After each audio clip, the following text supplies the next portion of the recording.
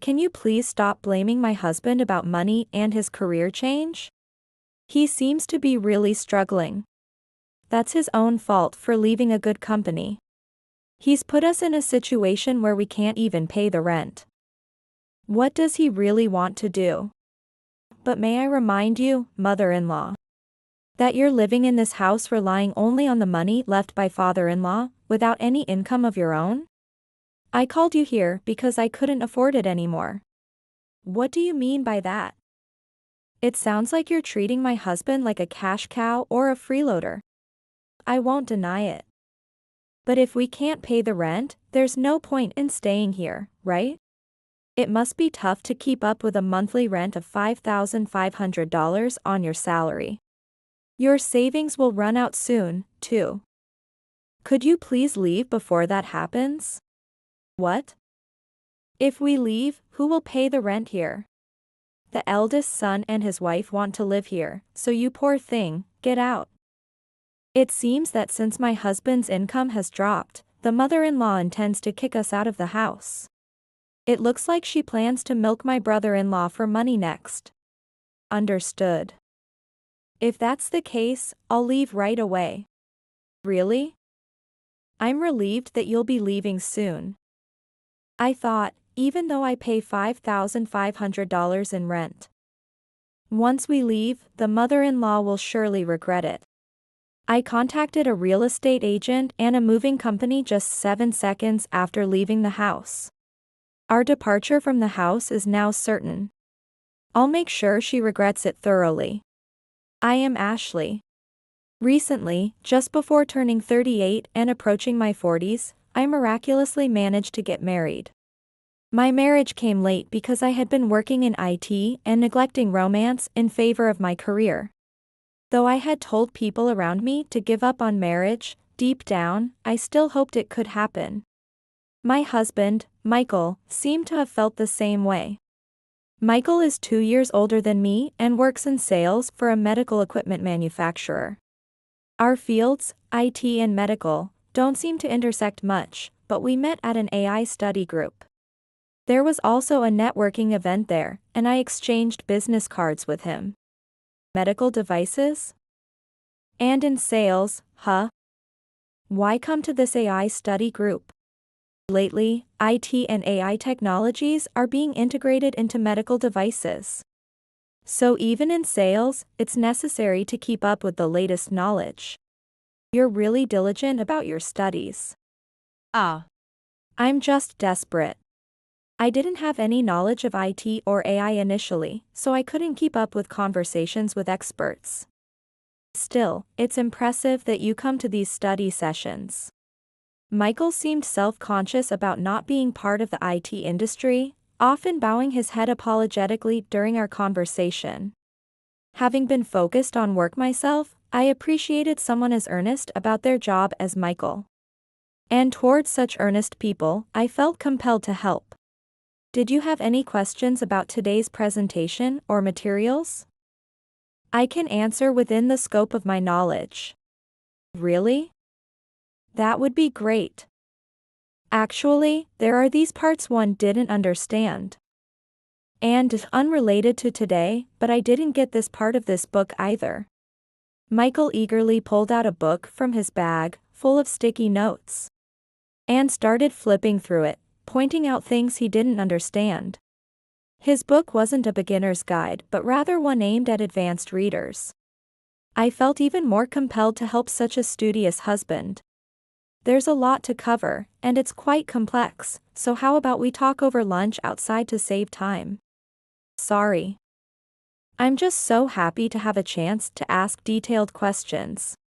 Michael, momentarily embarrassed, quietly put the book back in his bag. However, during lunch, he bombarded me with questions again.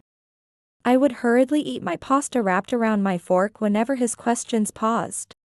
Even after lunch was over, Michael's questions did not stop. We should probably get back to work soon, shouldn't we? Thank you for today.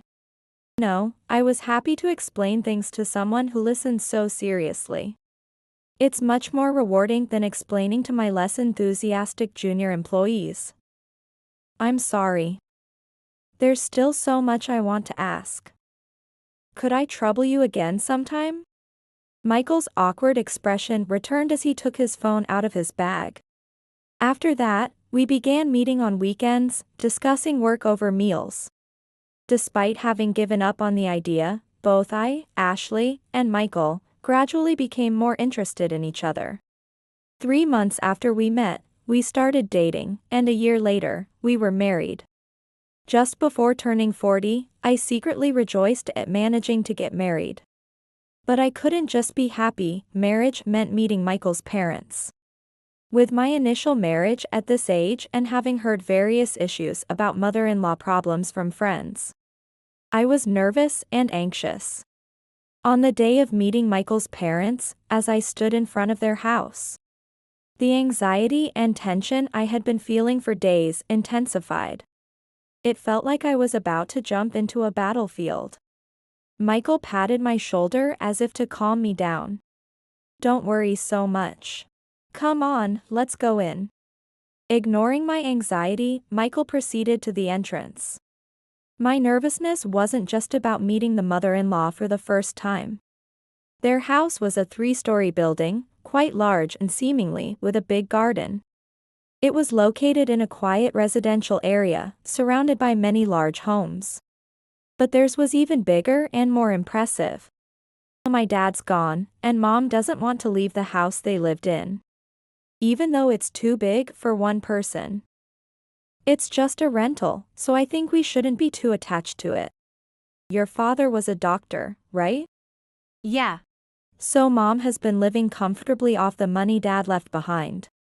Even if the inheritance was a bit generous, it's not unlimited. My father-in-law had passed away about 3 years ago, just before I met my husband. It's only been 3 years, so the mother-in-law might still be feeling lonely. If she feels like her family is being taken away with our marriage, it could lead to a classic mother-in-law and daughter-in-law conflict. As I imagined these scenarios in my head, my anxiety peaked just as Michael opened the front door. "Welcome back. It's been a while." "Really? Didn't we see each other at Christmas? That was almost a year ago. Ashley, right? Come in, come in." The mother-in-law welcomed me with an elegant smile, like the proprietress of an inn. It seemed my anxiety and worries were unnecessary. We were led to the living room by her. The house looked impressive from the outside, but the interior was equally grand. The hallways were wide, the walls adorned with expensive paintings, and the shelves held beautiful vases, all giving off a refined air. Sitting on the sofa, I felt a wave of nervousness come over me again. "Ashley, you work in IT, right?" "I don't know much about that stuff, but it's something to do with computers, right?" "Yes, well, something like that." Seeing the uneasy look on my face, Michael's lips curled slightly. It was clear I was nervous. Seemingly waiting for my nerves to ease, Michael began talking with Susan, perhaps to divert the conversation from us. "By the way, what's David up to?" "The last time I saw him was at Dad's funeral, so it's been 3 years. Still no contact at all?" "Yes, he doesn't show his face or contact us. Unlike you, he's always been the type not to talk much, so it's hard to know what he's thinking." "Well, he has a job, and there's Becky too, so there shouldn't be anything to worry about, right?" "I'm not worried either, but I do think he could at least contact us a bit more." "Indeed. He contacts us so rarely that I don't even remember his phone number or address anymore. Can we even say we're brothers?" "I have his contact details and address, but when there's no contact from his side, it's hard for us to reach out too." The conversation between Michael and Susan was a kind of family talk I couldn't quite grasp. I listened and learned about Michael's older brother, David. Although he lived not far from the family home, he hardly ever returned and didn't keep in touch. It seemed that David didn't particularly like communicating with his family. Not because he was on bad terms with Susan or Michael, but simply because of his personality.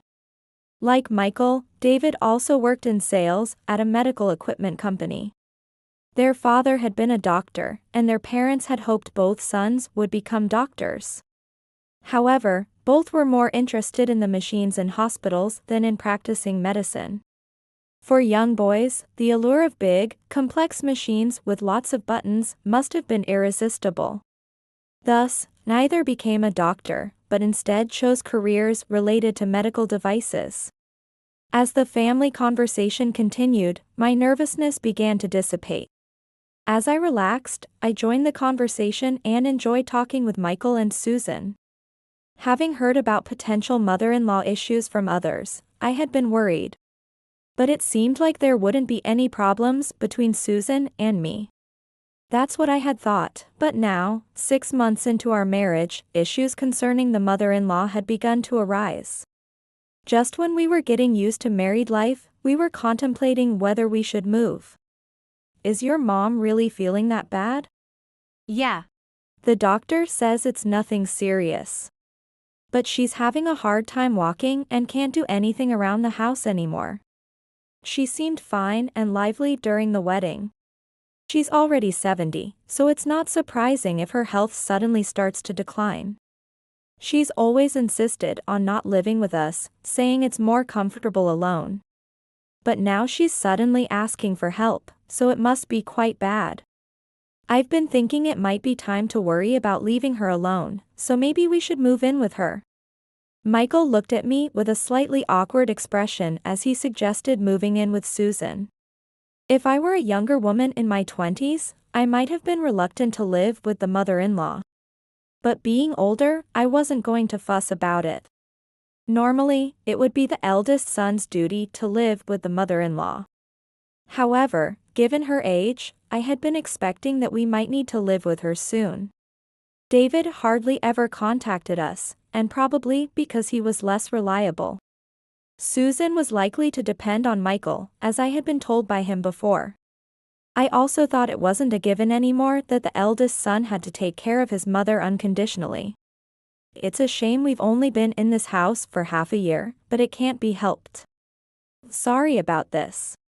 When I agreed to live with Susan, Michael looked even more uncomfortable. He might have felt sorry, but I was actually a bit excited. The in-laws' house was large, and Susan wasn't a bad person. My only concern was that my work would be a bit farther away. I assured Michael, who looked uneasy, with a smile that he didn't need to worry. I'm home. Just got back. Welcome back. Dinner's ready. Michael will probably be home late, so let's eat first. Didn't I tell you today that I'd be back early to make dinner? You're working, so let me handle this at least. The laundry is folded as usual in the living room, just take it to your room. Susan slightly bent her back and shuffled toward the kitchen. She was willing to do housework. Normally, this would be a cause for celebration, but we had decided to live with her because of her poor health. Even though I insisted on handling the household chores, Susan continued to do various things around the house. Honestly, it was helpful since I was working, but it made me wonder why we started living together in the first place. Compared to dealing with a full-blown mother-in-law conflict. My concerns were minor, and generally, our cohabitation was going smoothly. However, 3 months into living together, a slightly unsettling atmosphere began to develop in the house. It's a bit difficult to say this, but could you two contribute a bit more to the rent? I've been thinking about it. It was during a weekend lunch at home when Susan broached the subject with an awkward expression. Surprised by her sudden change of topic, Michael and I paused, our fork in midair. What's up all of a sudden? We had a proper discussion about this before moving in, didn't we? We used to pay $1,500 in rent for our previous place, so we agreed to give you that much every month as rent. I thought it was fine until we started living together. But I've been thinking that $1,500 might not be enough these past 3 months. Isn't this house large? I do most of the housework. And, well, the house is big, so, the rent is, right? Susan mumbles this without looking at our faces, poking at the vegetables in her soup. The preliminary mention of doing housework seems to lead up to the more significant point she is obfuscating: the rent is high. What do you mean the rent is high? How much is the rent for this house? $5,500. What? $5,500. Michael is surprised and raises his voice upon hearing the rent of his childhood home. Since his parents had always handled it, he didn't know the exact amount. Both Michael and I, knowing the house was large and well located, had thought the rent would be high. But since Susan had agreed to $1,500, we had guessed it to be around $3,000. However, the actual amount is nearly double that. Dad left Mom about $300,000, right? And she's been paying $5,500 a month for over 3 years now? Is the money okay? Actually, there's almost none left. Michael and I exchange looks and simultaneously sigh. It seems Susan called us to live in this house because she was running out of money. Does this mean? Mother. Could it be that your back and legs aren't really as bad as the doctor said? Susan quietly nods without looking at us, still poking at her vegetables. That's what I've been saying. It's wasteful for one person to live in such a big house. We moved here when Michael and David were about to start high school. And it's been over 20 years, right? There are so many family memories here. I don't want to leave. Michael sighs deeply. It's too significant an issue to decide right now, so Michael and I agree to discuss it privately that night. I'm sorry this has happened. I understand why Mother doesn't want to leave the home she's shared with her family. It's okay. I'm fine with continuing to live here with Mother. We haven't had any issues with her other than the rent, and we can afford to pay the rent for this house with our jobs.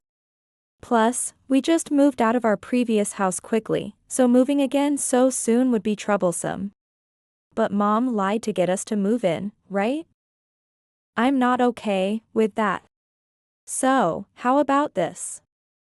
I'll pay all the rent for this house. You can cover the groceries, utilities, and other living expenses.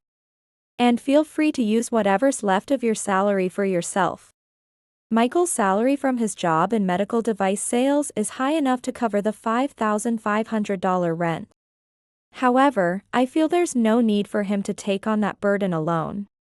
But Michael seems to have a point he wants to make, and refusing might not sit well with him. All right. You pay the rent, then.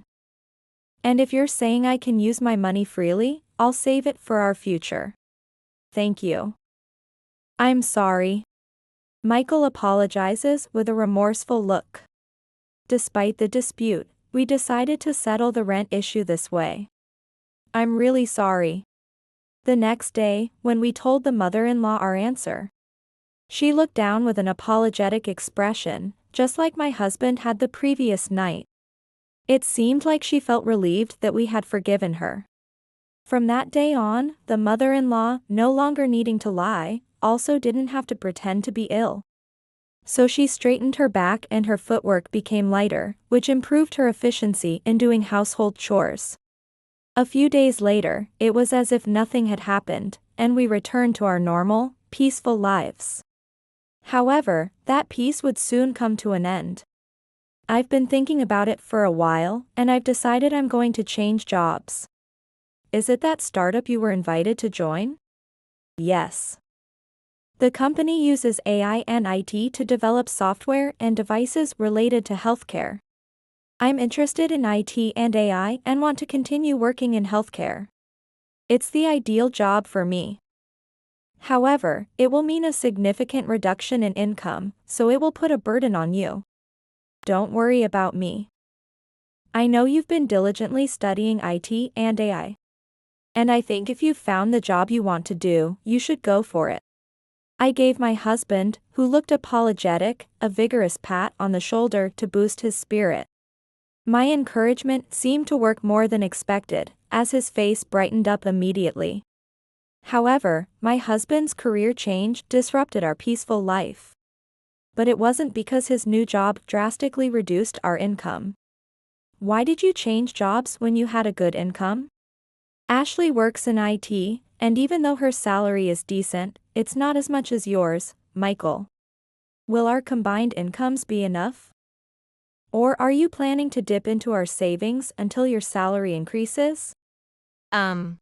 Mother, I understand your concern, but we can manage with my income. Don't pretend to be strong. I checked the average annual salary for system engineers, and it seems to be about $48,000. It's clear that Ashley's income alone won't be enough. I'm not a system engineer, though.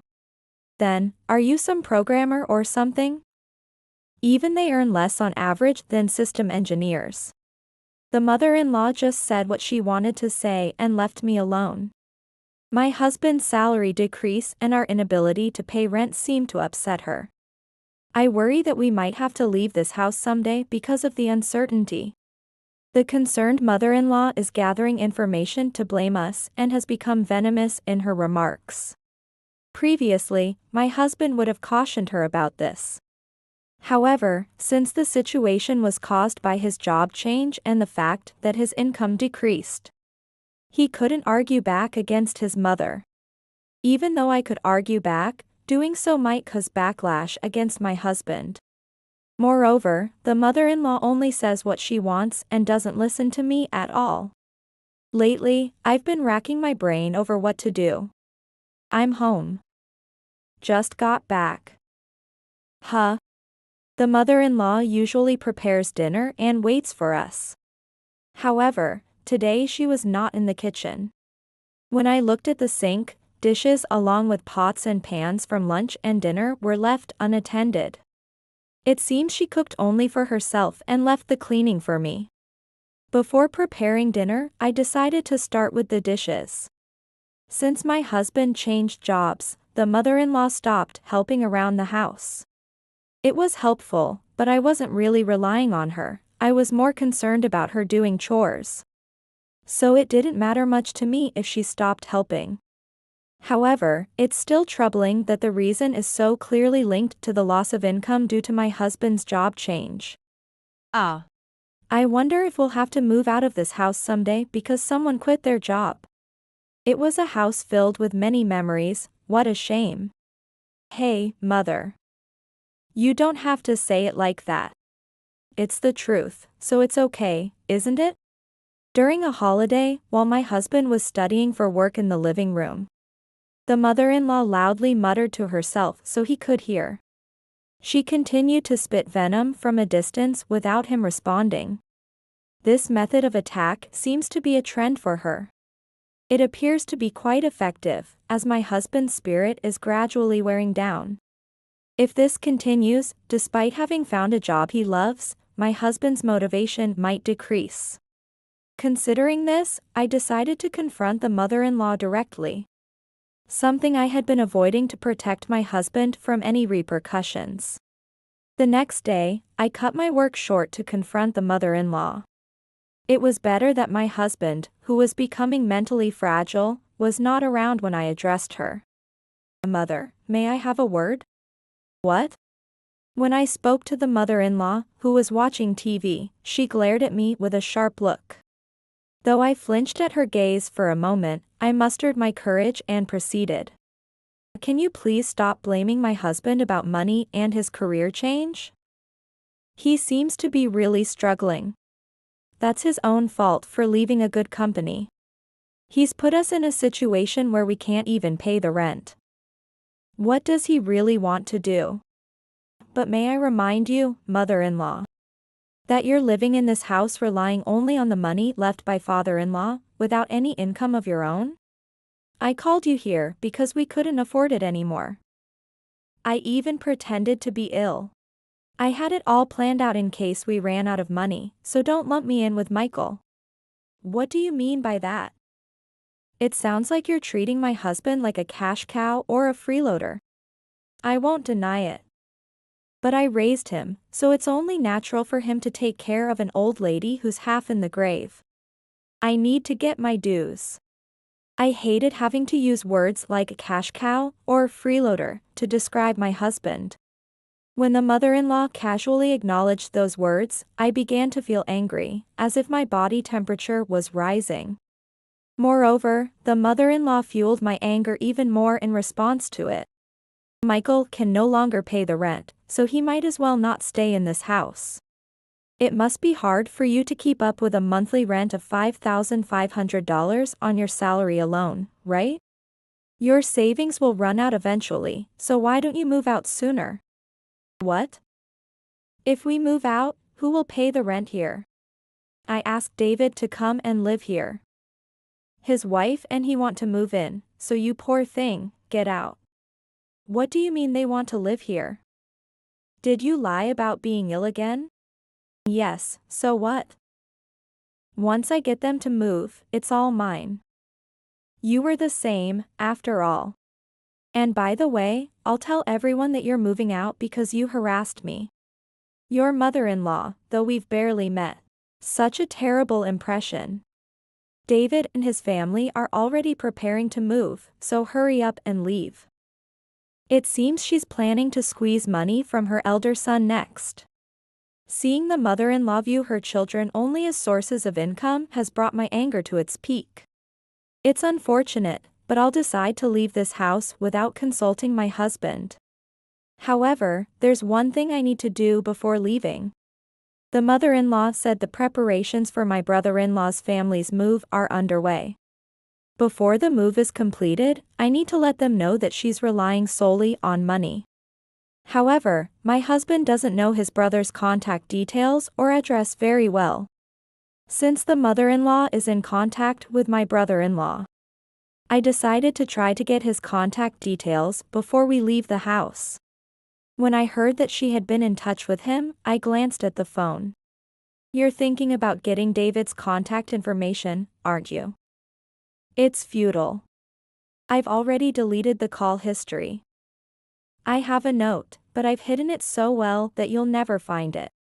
It's as if the mother-in-law can read my mind, hitting the nail on the head about what I was thinking. She looks at me smugly after her accurate guess. Instead of wasting your time, you better pack your bags and leave quickly. Understood. If that's the case, I'll leave right away. Really? I'm relieved that you'll be leaving soon. Feeling a strong sense of defeat from the mother-in-law, I decided to leave the house immediately. However, this feeling of defeat was only because she had guessed my thoughts correctly. I thought, even though I pay $5,500 in rent, once we leave, the mother-in-law will surely regret it. I will ultimately be the winner. After packing the bare minimum, I stepped out of the house and contacted a real estate agent and a moving company within 7 seconds of leaving. Since I left work early today, I managed to reach them within business hours. Next, I wanted to handle the matter with my brother-in-law, but couldn't think of a good way to do so. Since it was just before closing time, I had contacted the real estate agent and movers first. So I decided to report everything to my husband afterward. I'm sorry for doing this on my own. No, I'm sorry too. I never thought Mom would plan something like this. It means she was only thinking about money. And her wanting to stay because of family memories must have been a lie too. She just didn't want to leave this big house, probably. Don't apologize. I was deceived by mother-in-law's lies too. More importantly, I want to tell your brother about the lies, but you don't have his contact, right? I'm going to go home to pick up some stuff and then head to the hotel where you are. I'll find his contact information then. But she said she deleted the call history and hid the memo, right? It should be fine. I'll figure something out. Recently, my husband has been mentally fragile, but his voice sounded somewhat reliable again. Although it's not an ideal situation, I'm glad to see him getting better. It seems he has a plan. I don't know what he intends to do, but if his plan works, we can prevent his brother from moving in and thwart all of the mother-in-law's schemes. While waiting for my husband in the hotel, I prayed that his plan would succeed. A week after we left the house, since I had contacted a real estate agent and a moving company immediately after leaving, our new life was already in place. However, this isn't the end of restarting our married life. We went back to see the mother-in-law, heading to the family home. "Oh? What are you all doing here? We just happened to meet outside. It's fine if we come in together, right?" My husband and brother-in-law lied as naturally as breathing. It's rare for them to just happen to meet outside the house. However, they spoke so smoothly and naturally that the mother-in-law didn't doubt their words. "Well, that's fine. Come on in." Guided by the mother-in-law, both our couple and my brother-in-law's family were led to the living room. Sitting on the sofa that my husband and I had used until a week ago, my brother-in-law quickly brought up the main topic. "We can't live with Mom." "Huh?" The mother-in-law was taken aback by the sudden conclusion. However, the next moment, she glared at us sharply. "You guys must have said something unnecessary in front of the house."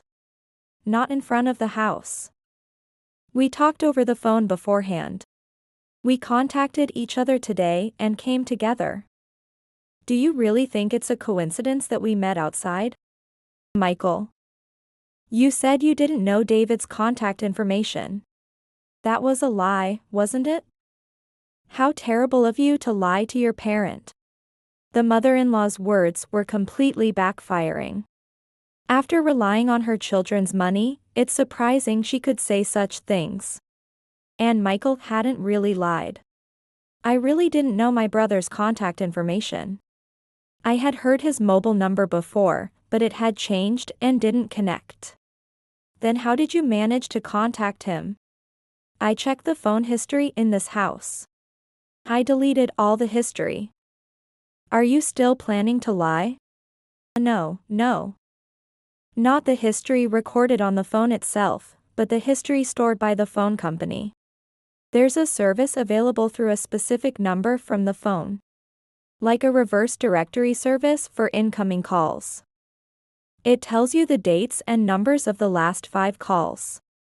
The last 5 calls mean we use smartphones, and you hardly use the phone, right? There are few incoming calls.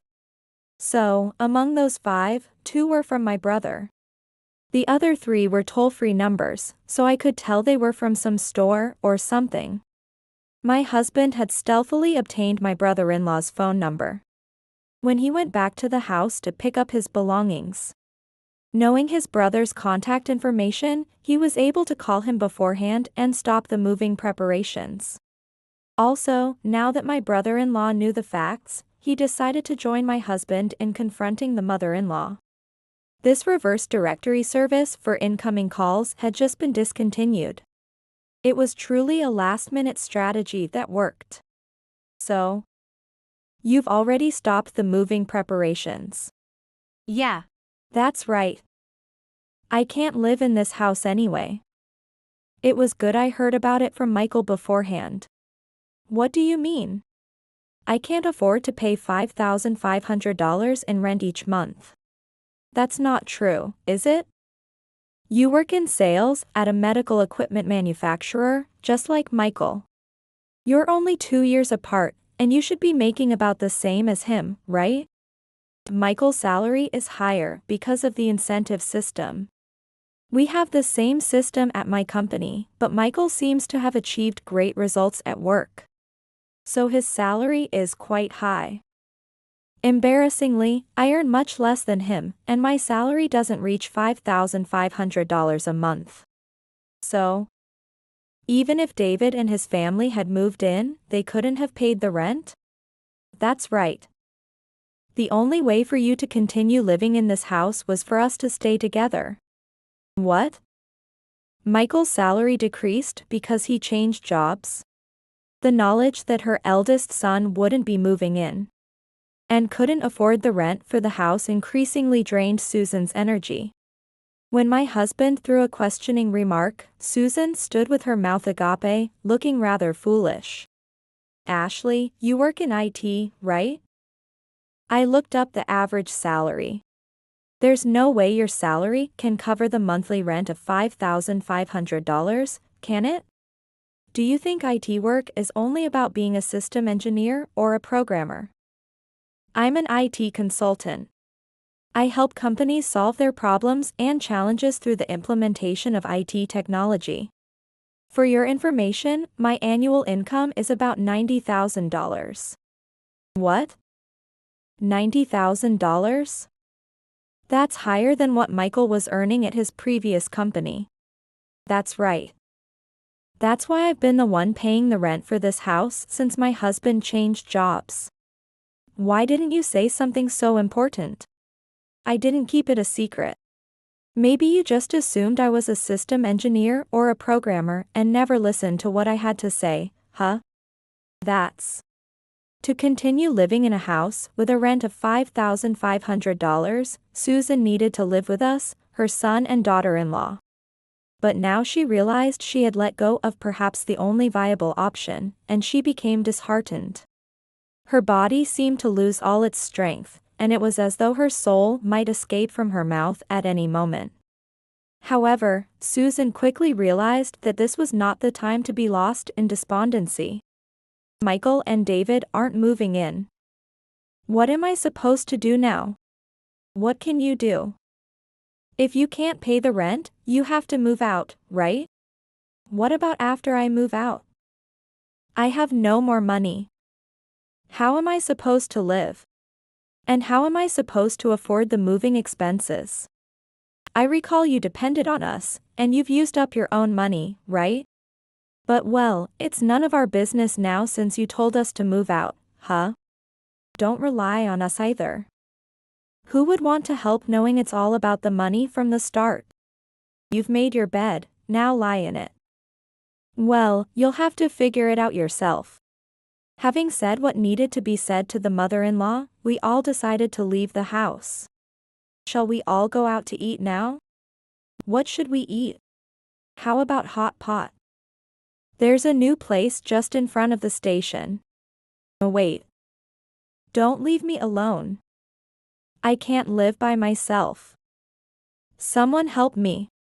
We left the family home with the mother-in-law's cries at our backs, not looking back. Subsequently, Susan was forced to leave the house, crying. She managed to gather money for moving expenses by selling furniture and appliances from the house. The house was large and had many valuable items, so she managed to secure enough for the moving expenses. However, the money she gathered wasn't substantial. Now, Susan lives in a cheap, run-down apartment, relying only on her pension. She manages to live alone, but it's a close call. Given that she used to live a life of luxury in a large house, living in poverty in a small apartment must be quite hard on her mentally. However, neither her son nor her eldest son seem willing to help Susan. She has lost not just money but also the relationship with her children. My husband and I returned to our life as a couple. There haven't been any significant changes in our lives, and both our jobs are going well. One change since the incident is that my husband and his brother have started communicating more. I watch the two of them getting along better than before and go about my usual days with a touch of envy.